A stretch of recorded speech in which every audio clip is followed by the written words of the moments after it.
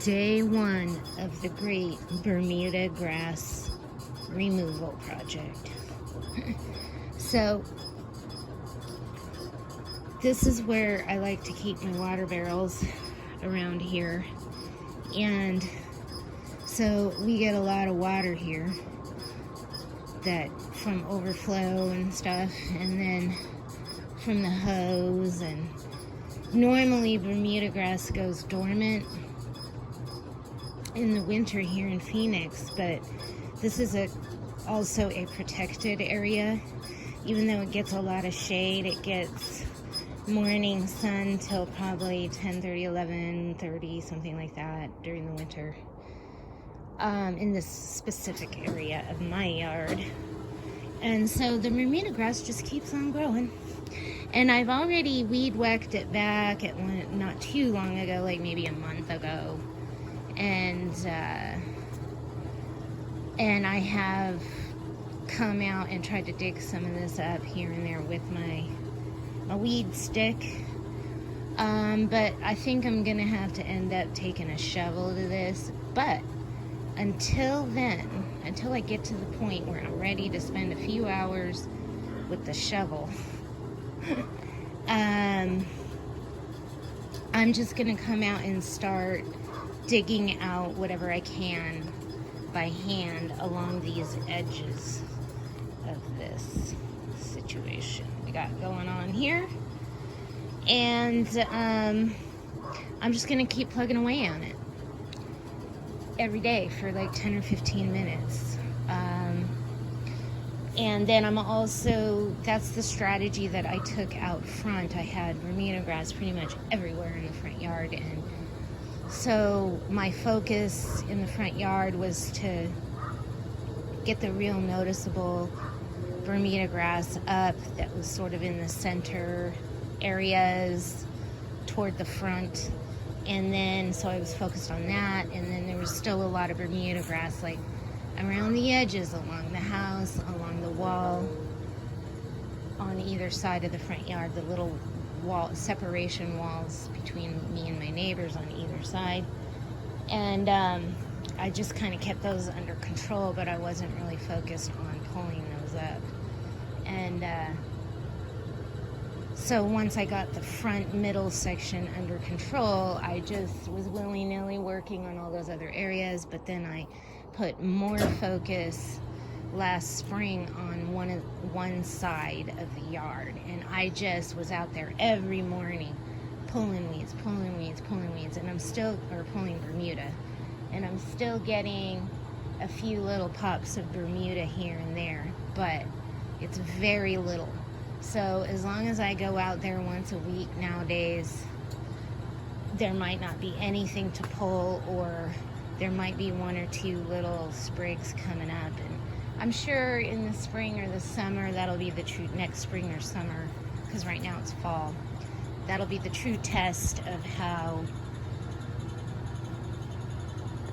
good the system of just not letting the grass see the day of light is working. Now, with that said, I'm still trying to pull the roots out, but I don't know if you've ever tried to pull. Obviously, if you're watching this, you've probably tried to deal with Bermuda, and you know that it's very hard to get some of the roots out. Sometimes they just pop right out, and that just feels so good. And you're like, oh my God, look at that big root. Thank God. Thank you, God. Right? Oh. But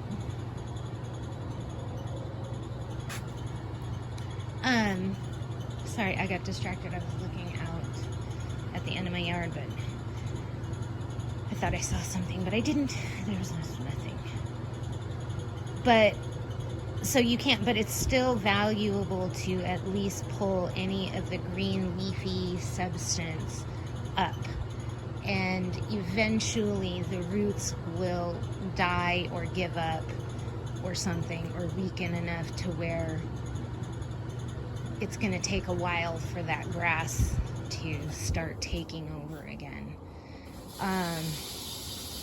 And as much as y'all want to spray poison on this stuff, it's just not a good idea. And I'm not criticizing anybody for using it, but it's just something that you just don't continually spray all over your yard over and over and over again. You just don't want to do that. And that stuff causes cancer and God knows what else. It's just not good for the environment or your ground in the end. It's just not good to be spreading poison. and I don't even find it all that effective. Like, you're still battling with weeds and Bermuda grass especially. Like, this stuff barely works. Like Roundup, it barely works on Bermuda. You've got to dig the roots and don't let the grass blades see the light of day. And that's how you get rid of it once and for all. And that's a much better solution than buying a $10 or $15 bottle of Roundup every year and just poisoning tarnation. So anyways, but like I said, I'm not criticizing anybody. I'm just saying that this is much more worthwhile, is taking the time to dig your Bermuda grass up as much as possible and not letting it see the light of day. Because I do use Roundup.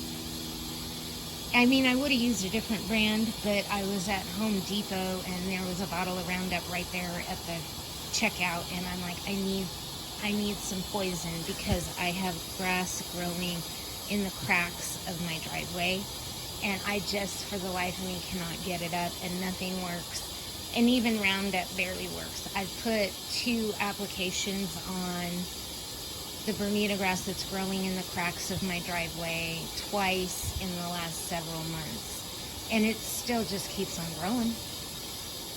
So, I mean, I'm still thinking it's not even worth the poison, right?